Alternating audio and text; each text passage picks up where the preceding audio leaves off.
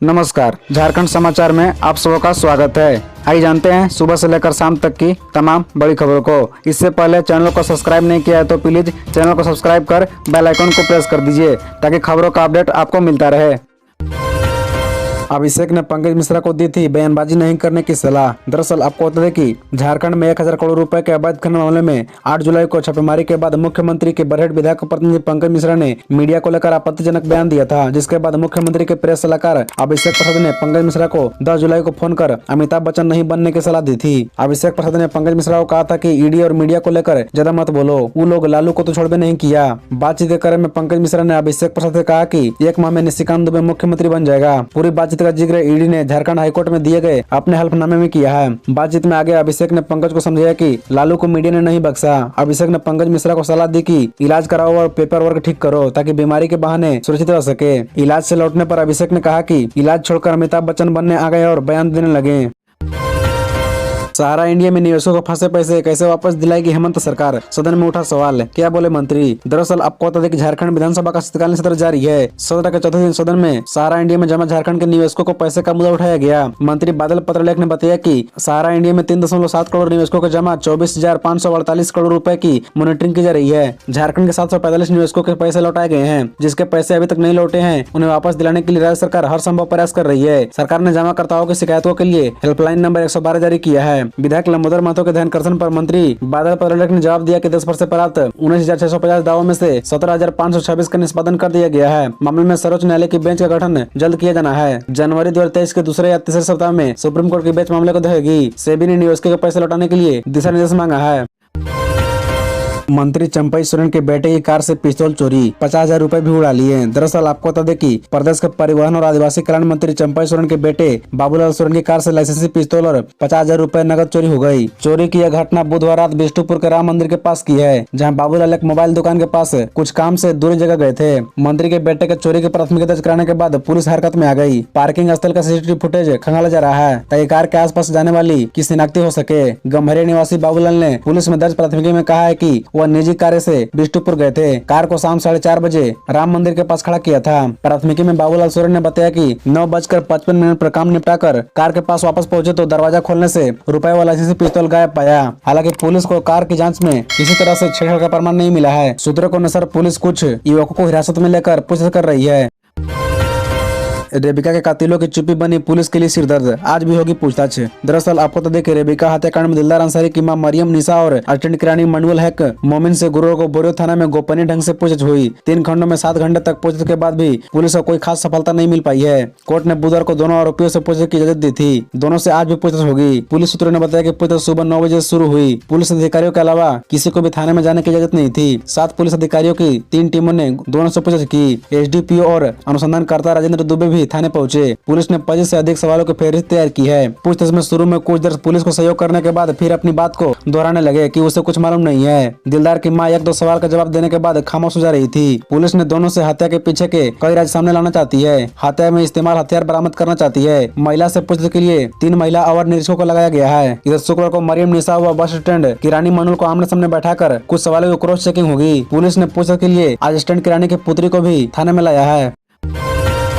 रांची केंद्रीय कारा में जश्न मनाने का मामला, पीएमएलए कोर्ट का आदेश, बिना विलंब उपलब्ध कराएं सीसीटीवी फुटेज। दरअसल आपको बता दें कि बिरसा मुंडा केंद्रीय कारा रांची में जश्न मनाने के मामले में पीएमएलए कोर्ट ने ईडी के अनुसंधानकर्ता को सीसीटीवी फुटेज उपलब्ध कराने का आदेश जेल अधीक्षक को दिया है। न्यायाधीश प्रभात कुमार की अदालत ने 31 दिसंबर को दिए गए अपने आदेश में कहा है कि बिना विलंब किए सीसीटीवी फुटेज आयोग को दिया जाए। वहीं कोर्ट ने केस के आयोग को भी आदेश दिया है कि वे सीसीटीवी फुटेज का उपयोग केस की जाँच और साक्ष्य के तौर पर ही करेंगे। इसके अलावा किसी दूसरे कार्य में इस्तेमाल नहीं करेंगे। पीएमएलए कोर्ट के आदेश की कॉपी बिरसा मुंडा केंद्रीय कारा के जेल अधीक्षक और ईडी के पीपी को भी भेज दिया गया है। बता दें कि इस मामले में कोर्ट ने सुनवाई के बाद आदेश सुरक्षित रख लिया था। इससे पूर्व 8 दिसंबर को पीएमएलए कोर्ट ने बिरसा मुंडा केंद्रीय कारा प्रशासन को खनन मनरेगा व ईडी के केस से जुड़े आरोपियों का सीसीटीवी फुटेज उपलब्ध कराने का आदेश दिया था। इसके बावजूद जेल प्रशासन ने सीसीटीवी फुटेज ईडी को उपलब्ध नहीं कराया था। पूर्व में हुई सुनवाई के दौरान ईडी की ओर से कोर्ट को बताया गया था कि बिरसा मुंडा केंद्रीय कारा के अफसरों द्वारा मनी लॉन्ड्रिंग में कुछ आरोपियों को अवैध गतिविधियों से संबंधित सीसीटीवी फुटेज को नष्ट किया जा रहा है। पीएमएलए कोर्ट के आदेश के बाद भी कारा अधीक्षक हामिद अख्तर सहयोग नहीं कर रहे हैं।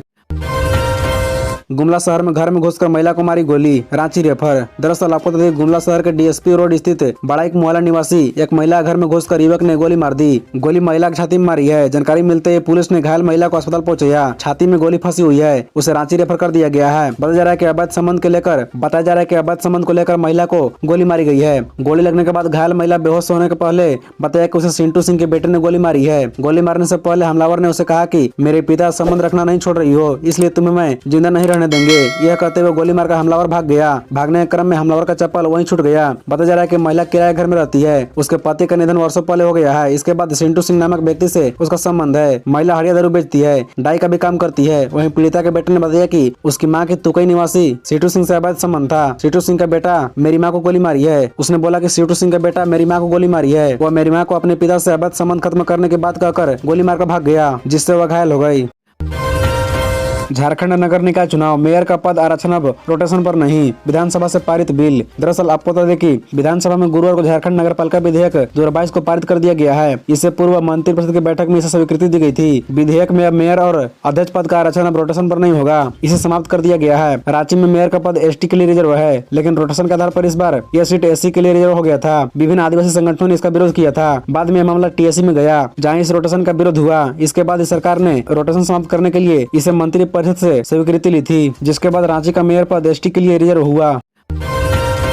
कांची नदी पर स्थित पुल को बनवाने वाले इंजीनियरों पर होगी कार्रवाई, 13 करोड़ की लागत से हुआ था निर्माण। दरअसल आपको बता दें कि निर्माण की घटिया गुणवत्ता के कारण कांची नदी पर बना हराडी बुढ़ाडी पुल धंस गया। मुख्यमंत्री के निर्देश पर बनी कमेटी ने घटना करीब 1.5 साल बाद अपनी जांच रिपोर्ट ग्रामीण कार्य विभाग को सौंप दी है। रिपोर्ट में बताया गया है कि उक्त पुल का निर्माण के दौरान इसमें एस्टीमेट के मुताबिक मटेरियल का इस्तेमाल नहीं किया गया था, जहाँ तक कि लोहा और कंक्रीट का भी कम उपयोग किया गया था। वहीं इंजीनियरों ने ठीक ढंग से कार्य का सुपरविजन भी नहीं किया था। रिपोर्ट में स्पष्ट है कि पुल धंसने के लिए इंजीनियर और ठेकेदार दोषी हैं। करीब 3 साल पहले ग्रामीण विकास विशेष प्रमंडल की ओर से मुख्यमंत्री ग्राम सेतु योजना के तहत 13 करोड़ रुपए की लागत से कांची नदी पर हराडीहा बुढ़ाडी पुल का निर्माण कराया गया था। मई 2021 में यान सेतु आने से कांची नदी में अचानक पानी बढ़ गया, जिससे हराडीहा बुढ़ाडी पुल धंस गया। मुख्यमंत्री हेमंत सोरेन ने इसे गंभीरता से लेते हुए इसकी जाँच का निर्देश दिए थे।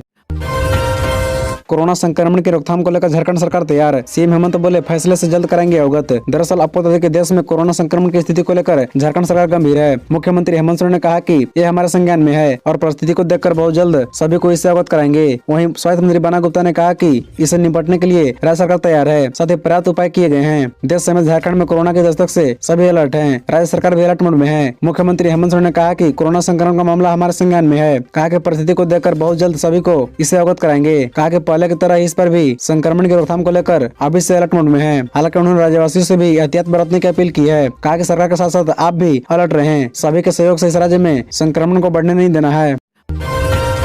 झारखंड विधानसभा शीतकालीन सत्र का आखिरी दिन, नीरा यादव ने कहा राज्य में बहु बेटियां सुरक्षित नहीं, और सीएम कहते हैं कहां नहीं होती घटनाएं। दरअसल आपको देख झारखंड विधानसभा का शीतकालीन सत्र के अंतिम दिन में सदन कार्रवाई शुरू होने से पहले भाजपा के विधायक ने विभिन्न मुद्दों पर प्रदर्शन किया। प्रदर्शन के दौरान कोडरमा विधायक नीरा यादव ने कहा कि राज्य में बहु बेटियां सुरक्षित नहीं है। जब इस मुद्दे को विधानसभा में उठाया गया तो सीएम कह देते हैं कि इस तरह की घटनाएं कहां नहीं होती। राज्य के सीएम का बयान अगर इस तरह का हो तो इससे उनकी संवेदनशीलता देखी जा सकती है। सदन की कार्रवाई शुरू होने से पहले विधानसभा द्वार के बाहर विधायक मनीष जायसवाल ने रोजगार की बात पर प्रदर्शन किया। उन्होंने कहा कि एक तो 3 साल में सरकार ने नौकरी नहीं दी, जो नौकरी मिलने वाली थी वह सरकार की गलत निजी नीति की भेंट चढ़ गया। 5 दिनों के शीतकालीन सत्र में ऐसा दूसरी बार देखने को मिला जब सत्ता पक्ष के विधायक सरकार के खिलाफ धरने पर बैठ गए। आज जेएमएम के विधायक बैजनाथ राम लातेहार जिले के बालूमाथ में बन रहे हैं अस्पताल मामले को लेकर धरने पर बैठे। उन्होंने कहा कि 3 साल से बन रहे इस अस्पताल में 1.25 करोड़ रुपए का घोटाला हो गया है, पर अस्पताल अब तक नहीं बन सका।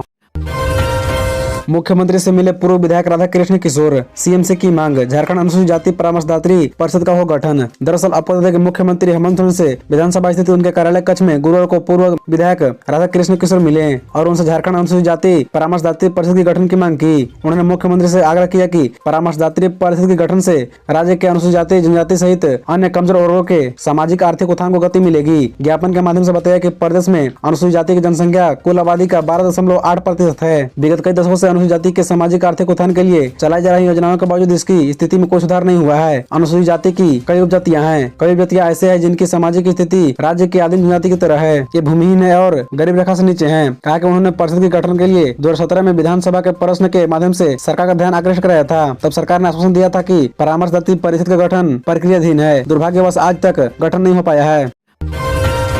10 साल से ज्यादा सेवा दे चुके कर्मचारियों को नियमित करे। हाईकोर्ट का हेमंत सरकार को निर्देश।